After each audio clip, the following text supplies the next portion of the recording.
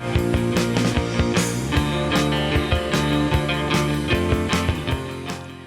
I'm Laura Hartrich. I'm a quilter and a quilt designer, and today I want to talk to you about a series of quilts that I've been working on for the past several years, and possibly inspire you to try something similar. So, just by way of backstory, I am a list maker, a goal setter for my whole life. A while ago, I tried to switch over from New Year's resolutions to measurable goals for the year, and they're very similar concepts, but measurable goals are a little more concrete because they have a number attached to them. So for instance, instead of resolving to read more for the year, I would say, I'm gonna read 30 books this year. Or instead of saying, I wanna be more social this year, I would say, I'm gonna host my friends for dinner X amount of times this year. And then I would keep track of whether I was doing those things or not.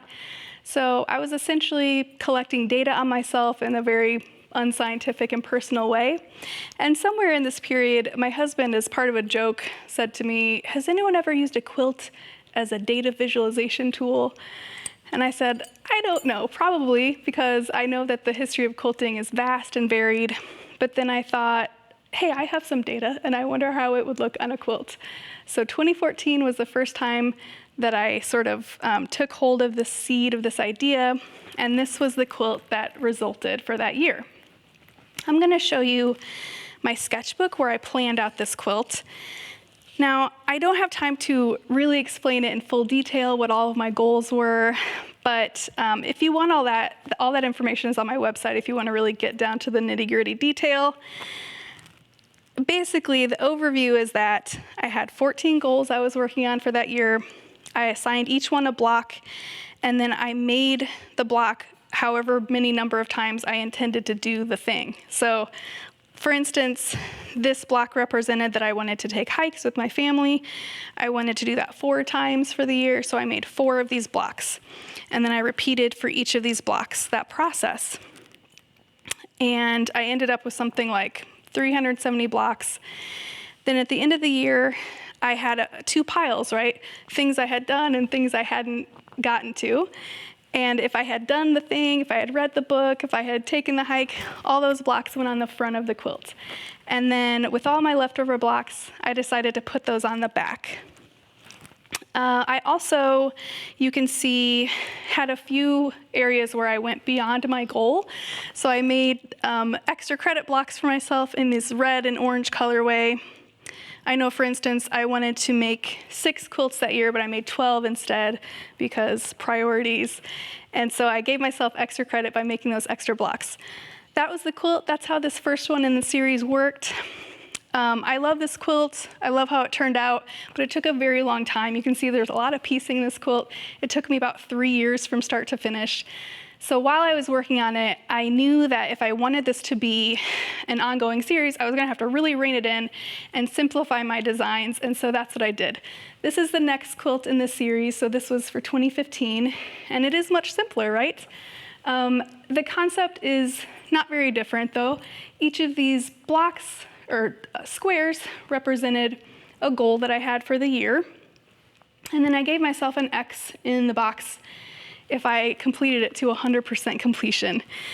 And you can see there are a lot of empty blocks in this quilt, right? And if you saw the back of this other quilt, you would see a lot of blocks back there that represented things I didn't accomplish. And it's important for me to be okay with that. You know, that's part of the story of the quilt, part of the story of the year. And I'm not trying to use these tools as I'm not trying to use these quilts as tools of judgment against myself. I'm trying to just notice patterns, pay attention to my life a little more, think about where my priorities are and how I'm spending my time. So there's no shame in this goal visualization game. This is the next quilt in this series. In keeping with a simple design, this is just a simple bar graph. I know that for the first goal in this year, my goal was to track fewer goals, and I accomplished that. Again, on this one, I wanted to give myself extra credit if I went beyond on some of my goals. So here you can see is the 100% line. I went past that for a few things. One of my items here this year didn't even make it on the board. I completed 0% of it. I don't actually remember what this was, but I have a secret I don't have to remember because all of the quilts in this series have these very detailed labels where I keep track of everything I was working on. I don't trust my memory to store all that information, so I make these really detailed labels so I don't have to. And this is the next quilt in the series. I decided to go with a pie chart, classic data visualization tool, right? I only had 4 things I was working on this year. This was for 2017. And midway through the year, I decided to add a few more design elements because I realized that I had a couple really big life events happening that were taking up a lot of my time and energy.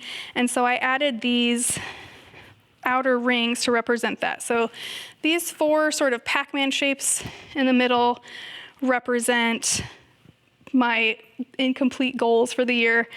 And then one of these circles outside here represents that my family bought a house and moved. One of them represents that I went back to school, and I thought it was only fair to give myself credit for those. So that was this year. Now this one, you can see it looks a lot different, right? Instead of being sort of a tally or percentage for the whole year, this quilt is a daily log of habits that I was trying to do every day. So you can see, sorry, I'm just trying to show you a day. So at the beginning of the year, this represents one day here, and each of these fields represents habits I was trying to do every day. So if I did the habit, I would put color in that field. Let's say this was for journal writing. If I wrote in my journal that day, I put color. And then let's see. I was doing this goal a lot here. This day, I didn't write in my journal, I put white there. So that was sort of the system for this quilt. Each quarter, every 3 months as the year progressed, I sort of reassessed what I was working on, thought about whether it still felt important to work on those habits, and I did end up changing what I was working on every 3 months for this year. So you can see, I hope you can see, as the quilt moves from top to bottom, or January to December, the pattern of the piecing changes. And toward the bottom here, by the end of the year, I think I was feeling a little burnt out on all the things all the piecing I was doing, all the things I was tracking. So I ended up just tracking 1 thing per day toward the end of the year. And again, you can see there's a lot of white on this quilt, a lot of habits I didn't do, and that's okay with me. That's part of the story of the quilt. Part of why I love making quilts like this is because you don't know what they're gonna look like when you start out. You have to wait till the end of the year to see. And also the designs can be very interesting whether or not you're accomplishing your goals. So this is the last quilt in the series that I brought to show you. I have a couple more at home that are in progress. Sometimes people ask me when they see these quilts if they work, like if they make me accomplish more of my goals. And the answer is I don't really know. There's no way to know that actually. But I do think they make me more mindful, more aware of whether my goals are working for me or not, whether they're realistic for me or not at that point in my life. And it's that awareness that I find really valuable. So if you're intrigued by this series, if you are interested in trying something like this yourself, I think you should. All you need is something to track. It could be daily goals and habits like me. It could be something completely different. You'll need a way to track these things. I lost my book. Here's the little notebook that I use to keep track of everything. You can see I just, tally all my dates, keep track of all my goals. You could do something like this, or you could do a spreadsheet if you wanted to. And then you'll just need a design that you're gonna create with fabric. So be open to the process, see where it takes you, and I think if you do that, you'll create a quilt that's really unique and meaningful to you.